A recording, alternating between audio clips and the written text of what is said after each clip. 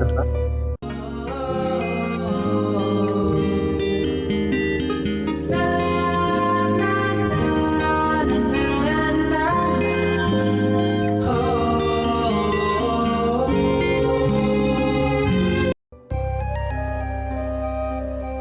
చెప్పనా వద్దా?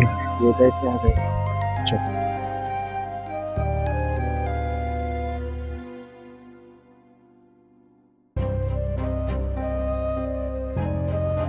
Excuse me. ఏంటి?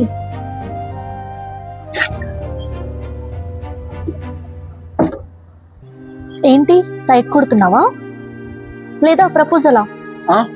అదేం కాదు. ఇప్పుడే కదా చూసావు, అప్పుడే ఫీలింగ్స్ వచ్చేసినాయా? అసలు ఈ అబ్బాయిలు ఉన్నారే, నీకు నా గురించి ఏం తెలుసని? మీ పేరు మహా, మీరు ఉండేది Ameerpet Madhuranagar colony, Lakshmi apartment, 2nd floor.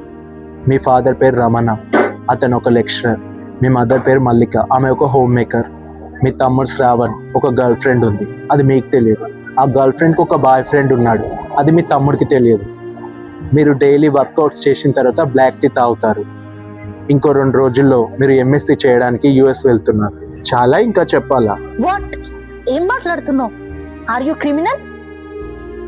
Amazon Prime లో క్రైమ్ కూడా చూడను. నేను క్రిమినల్ ఏంటండి? లేకపోతే ఏంటిది?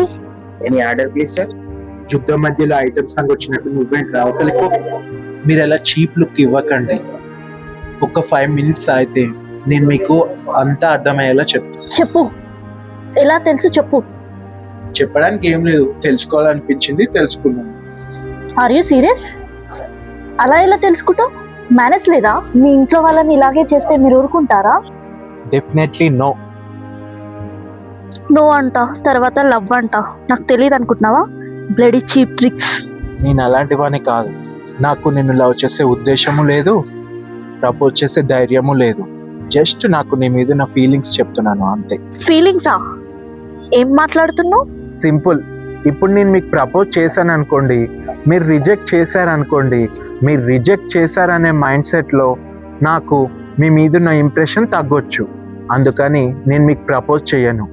ఒకవేళ మీరు నాకు యాక్సెప్ట్ చేశారనుకోండి, అనుకోండి, ఒకవేళ మనం రేపు రిలేషన్షిప్లోకి వెళ్ళాక తిట్టుకోవచ్చు, కొట్టుకోవచ్చు, విడిపోవచ్చు. అప్పుడు నాకు నా మీద నా ఇంప్రెషన్ పూర్తిగా పోద్ది. అందుకే నేను మీకు ప్రపోజ్ చేయను, జస్ట్ దూరం నుంచి చూసి ఫీల్ అవుతా అంతే. ఏంటి, ఆర్య సినిమా చూసి వచ్చావా? అరే, నేను చెప్పేది మీకు అర్థం కావడం లేదు. ఇప్పుడు మీరు ఒక వాచ్ లవర్. ఏంటి, ఇది కూడా తెలుసా? అది కాదండి. ఇప్పుడు మీరు ఒక వాచ్ షోరూమ్కి వెళ్ళారు.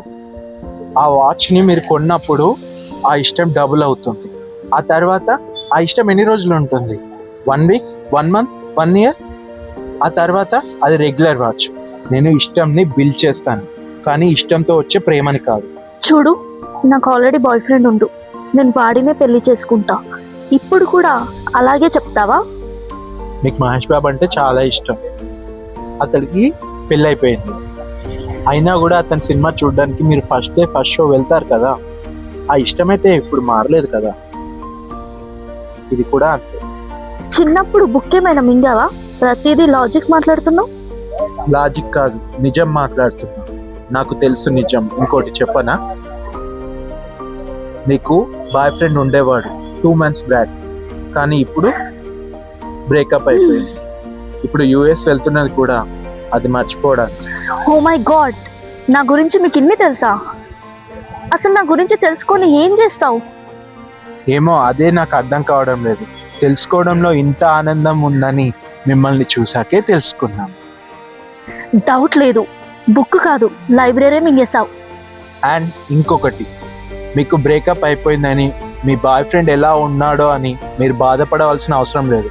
ఆల్రెడీ వాడికి ఇంకొక గర్ల్ ఫ్రెండ్ దొరికింది. ఇప్పుడు వాడు బాగా చిల్ అవుతున్నాడు. వాట్? రోహిత్కి అప్పుడే గర్ల్ ఫ్రెండ్ దొరికిందా? అవును, మీతో రిలేషన్షిప్లో ఉన్నప్పుడే వాడు టచ్లో ఉన్నాడు. దొంగ వెధవా, రాస్కెల్, అన్ని అబద్ధాలే చెప్తాడు. ఇదైతే నిజమే. నిన్ను కాదు. నిజానికి లవ్ అనేది ఒక అబద్ధం. అందులో నిజాన్ని వెతుక్కునే వాళ్ళు లవర్స్ అవుతారు, అబద్ధాన్ని వెతుక్కునే వాళ్ళు ఇదిగో ఇలా విడిపోతారు. సరే, ఇదంతా కాదు. నువ్వు నన్ను ఎప్పుడు చూసావు, ఎక్కడ చూసావు? మీరు ఈ క్వశ్చన్ నన్ను అడుగుతుంటే నాకు చాలా సంతోషంగా ఉంది. చెప్తా. మీరు ఆఫీస్ ముందు క్యాబ్ కోసం ఎదురు చూస్తున్నప్పుడు స్లో మోషన్లో మీరు అలా నిలబడడం చూసినప్పుడు మూవీలో హీరోయిన్ని చూసిన ఫీలింగ్ వచ్చింది. మీకు తెలియని విషయం ఏంటో తెలుసా? ఆ క్యాబ్లో మీ పక్కన ఉన్నది నేనే. హా? అవును. ఆ తర్వాత నేను మిమ్మల్ని ఉగాది రోజు చూశాను. ఆ రోజు మీరు సారీలో ఉన్నారు, అంతే, ఫిక్స్. కానీ ఆ రోజు మీరు ఎందుకో టెన్షన్ పడుతున్నారు. ఆ తర్వాత నాకు అర్థమైంది మీ రింగ్ ఒకటి పోయిందని. నెక్స్ట్ డే మీరు ఆఫీస్ వచ్చేసరికి ఆ రింగ్ మీ టేబుల్ మీద ఉంది. అంటే ఆ దొంగతనం చేసింది నువ్వేనా? దొంగతనం చేసింది నేను కాదు, మీ వాచ్మ్యాన్. వాడు కొట్టేస్తే వాడిని కొట్టి నేనే అక్కడ పెట్టమని చెప్పాను. అంటే ఆ రోజు మార్నింగ్ తన ఫేస్కి బ్యాండేజ్ ఉంది, తనని కొట్టింది నువ్వేనా? నేనే. అలా మీరు నాకు దూరంగా ఉన్నా దగ్గరగా ఫీల్ అయ్యేవాడు. అంటే ఇంకేం ఫీల్ అయ్యేవారు సార్? ఇంకా ఏంటంటే రోహిత్కి మీకు బ్రేకప్ అయినప్పుడు చాలా మంది పార్టీ చేసుకున్నారు, అందులో నేను ఒకటి. వాట్? ఇలా కూడా పార్టీ చేసుకుంటారా? మీకు అబ్బాయిల ఫీలింగ్స్ అర్థం కాదు. ఈ ప్రపంచంలో అబ్బాయిలంత క్రేజీ పీపుల్స్ ఎవరూ లేరు. అబ్బాయిల గురించి తెలీదు కానీ నువ్వు మాత్రం క్రేజీ అనిపిస్తున్నావు. Thank you so much. పేరు చెప్పవు, ఊరు చెప్పవు, కానీ ఏదో ఫీలింగ్ అంటావు, కానీ లవ్ అనవు. ఆల్రెడీ దేవుడు నా లైఫ్తో ఎప్పుడో ఆడుకుంటున్నాడు, కానీ నువ్వు మధ్యలో వచ్చి. అయ్యయ్యో, మీరు అలా అనుకోకండి. నేను ఇప్పుడు చెప్పకపోతే తర్వాత చెప్పలేనేమో అని ఇప్పుడు చెప్పేస్తున్నా. మీకు ఒకటి చెప్పనా? అమ్మాయిలకి మీలాంటి వాళ్ళు ఉన్నారని తెలుసు, కానీ అది మీరే అని తెలిస్తే భలే ఫీల్ వస్తుంది. This is for you. ఏంటిది? యుఎస్ లో ఫేమస్ ప్లేసెస్ అంట, అక్కడికి వెళ్ళిన తర్వాత ఇది ఒకసారి చూసుకో.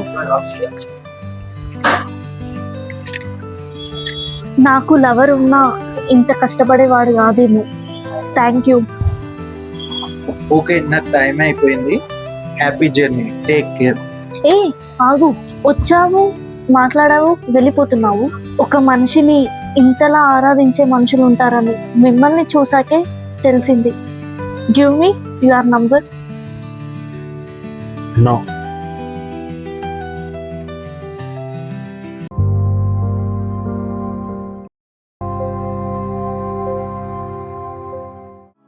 ప్రేమ ఇస్తున్నప్పుడు బాగుంటుంది, ప్రేమ తీసుకున్నప్పుడు భయంగా ఉంటుంది. Today I feel special. నాలా ఇలా అడ్మైర్ చేస్తూ ఈ ప్రపంచంలో చాలామంది అమ్మాయిలు అబ్బాయిలు ఉంటే ఉంటారు. Today I lost nothing. I feel like I want everything. మనకు లవ్ అనే ఎదగోలు అక్కర్లేదు, జస్ట్ చూసి ఆనందపడడం కూడా ఒక కైండ్ ఆఫ్ హ్యాపీ ఫీలింగే కదా.